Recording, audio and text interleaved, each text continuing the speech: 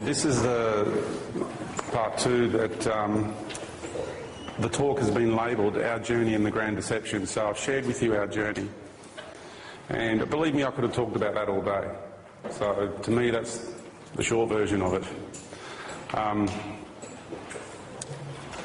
Now I'm going to get into the Grand Deception. So we'll alter the vibration a little bit, coming out of me, but, I've got to share this stuff with you because it is a part of our reality and it's going to be a big part of everyone's reality really soon. Because all of this is all going on behind the scenes. I'm involved right in the thick of it behind the scenes. When you go to sleep at night, many of you are involved in it too. We go to sleep at night, we leave our bodies and we do lots of work behind the scenes. Now honestly, how many people have gone to bed and have woken up so much more tired than when they first went to bed? Everybody's nodding their heads. That's because you've had a really busy night working really hard behind the scenes. We're all heroes here, I'm telling you. So, the difference is, if you want to use that word, some of us have more recall than the rest. Okay? That's all it is. And it's my journey to have more recall than somebody else's. That's all. And I can assure you there's a lot of pros and there's a lot of cons that come with that because it's really difficult to walk around and function in this matrix, being a dad, being friends, whatever, and have all these experiences and all that knowledge walking around with it and knowing all the deception and all the horrendous things that are taking place in our reality. So, I'm going to share with you more of the heavy-duty stuff in this section, and then we're going to finish off with the really good, bright, happy, juicy stuff, okay? Because it's not all doom and gloom. The doom and gloom bit is really so small compared to the rest of it, but because you're inside of it, it looks big, and you experience it as being big. Okay? It's all about the spillover into the public arena. Like I said, today is the activation of the apocalypse. All the energetic patterns are going into the grids now to facilitate the veil being removed, the truth to be revealed, all the events to take place which are going to activate and stimulate all of your ancient memories. And it's the last vestiges of the karmic energies that need to be played out, dissolved, transmuted.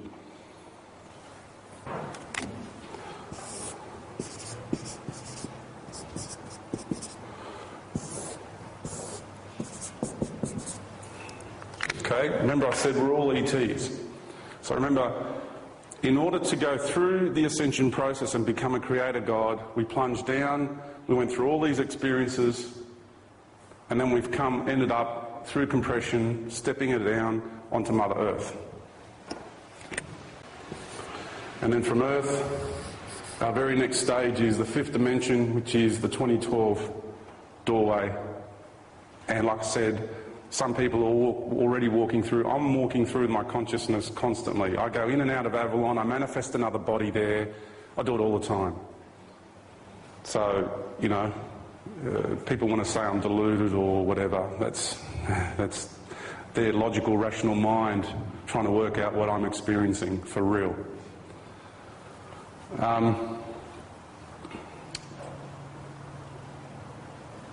The ascension process is taking us to a level. You see, the next step of the ascension process means we go to the fifth dimension on Mother Earth, and then from there we prepare for ascension. And it'll be what we would call a 3-month process of preparations. Now, I travelled into the future with my consciousness, and I saw ships everywhere coming in the fifth dimension. I did it also in a few years' time, but I'll share this one first. And once we walk through those doorways into the fifth dimension, that's where our true brothers and sisters from the stars will come and meet us. On that level. Because we've said goodbye to all of them on this level. They know we're not going to see them again. That's a lot of the pain and the yearning that when you look at the stars, that you feel this yearning for. Okay? This isn't my home. I come from out there somewhere. So many people I talk to have those experiences. We've said goodbye to that forever, for those who go through. We come onto the earth to go through to the fifth dimension on the earth. Now, the ships that turned up on the fifth dimension the construct is a light body. It's all very different. Life there is very, very different, okay?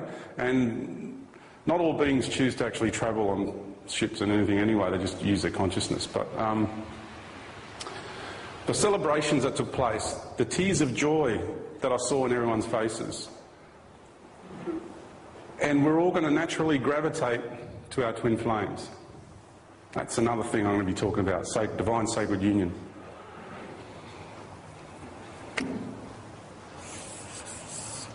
Just as a reminder. Remind me if I forget about it. So, and then everybody was preparing for that 3-month period when ascension takes place on that day. And that planetary light body gets activated, and from inside, everything on that level, because the ecosystem on that level is very beautiful too. Okay, don't forget. But what people don't understand is this whole ecosystem on the earth has to go. A lot of people think ascension is, all right, we're just going to slowly merge into newer technologies and we're going to go back to nature and everything's going to be beautiful. Hang on a minute. How can you have a bunch of enlightened beings walking a planetary body while all around them there's death and destruction? Lions eat zebras. Has anyone ever seen a cat play with a mouse? Viruses, bacteria, everything consumes everything else. What people don't understand is this whole ecosystem has to go as well. The whole thing has to go. It's a contradictory situation to have a planet full of enlightened beings while they're inside an environment which is totally barbaric around them. It makes no sense, just looking at it from a sensible point of view. So the concept of this planet turning into a star makes perfect sense when you understand the whole process, when you look at it from the bigger picture and you go, oh, okay, so the whole environment has to change as well. And that's why it's going to become a star. The whole outer crust of this earth is going to melt away. And here's the message I have for the ruling elite. If you think you can build underground bases, and if you think you're going to be safe, you are deluding yourselves. You are absolutely kidding yourselves. And the extraterrestrials that you are in contact with at this time are lying to you. And I mean lying. They have lied to me. They have taken me, they have tortured me, and they are not what they seem. Now, who and what is the Galactic Federation of Light? The Galactic Federation of Light originates, its headquarters, now you hear all sorts of stories, Lyra, this, that and the other, is in Orion. They come from a star, as one of the belt stars, as seen here from the southern hemisphere. It's on this one here, and it's Al-Nitak. That's the star where they come from. They come from a planet called Diaspora. That's what they call it. They call it Diaspora. That's the equivalent in our English language. Now, I'm sure you've heard that term in some religions here on the planet too. Now, the reason they call it Diaspora is because it comes from a Greek word which means diaphora, which means the ones who are separate from the rest. It means the ones who are the chosen ones, the enlightened ones.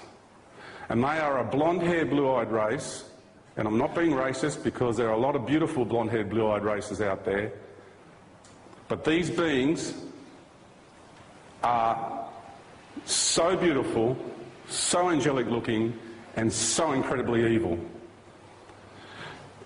It's the way they handle you and the things that they do to you. It's like you can come across the reptilians, and these were all reptilians. These beings have evolved. They have changed physical containers. They no longer look reptilian. But when you have the ability to see properly, when you can see properly, you see through the facade. They are not what they seem, and they have this ability to connect with you mentally, telepathically. Telepathy is mental, right? The fourth dimension is the mental dimension. And what they do simultaneously is they have technology, and they have the ability to stroke your central nervous system, giving you the sensation of euphoria. And there's channelers all around the world who have fallen victim to these beings. And it's happening. I see it everywhere. I've dealt with these beings time and time again. I'm part of what's called the Council of Light, the Galactic Council. There are many here on the planet. I'm not saying this to make myself sound fantastic, because it's all about responsibility. It's got nothing to do with ego, fame, fortune, nothing to do with that. It's all about responsibility. So, they have been doing what they've been doing to me because they know who I am. They know who I am. They know what I'm doing here.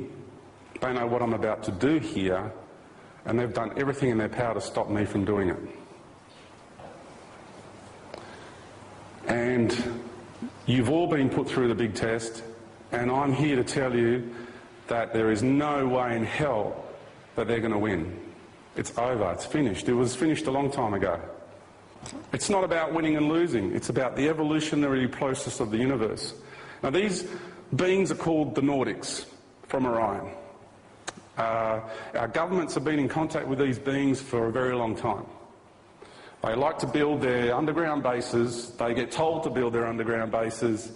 They have a base on Mars, upwards of 500,000 Earth people living there already. Now, you hear the people talking about the Greys. Well, they are all in collaboration. Even though they're factional and they fight and do all this sort of stuff, they all belong to this one big empire which spans, the top starts here and goes all the way down. And that is what we call on the planet the Galactic Federation of Light. Because I was so closely aligned, this is what they do, they replicate. And because I'm here from the Galactic Council of Light, if you want to call it that,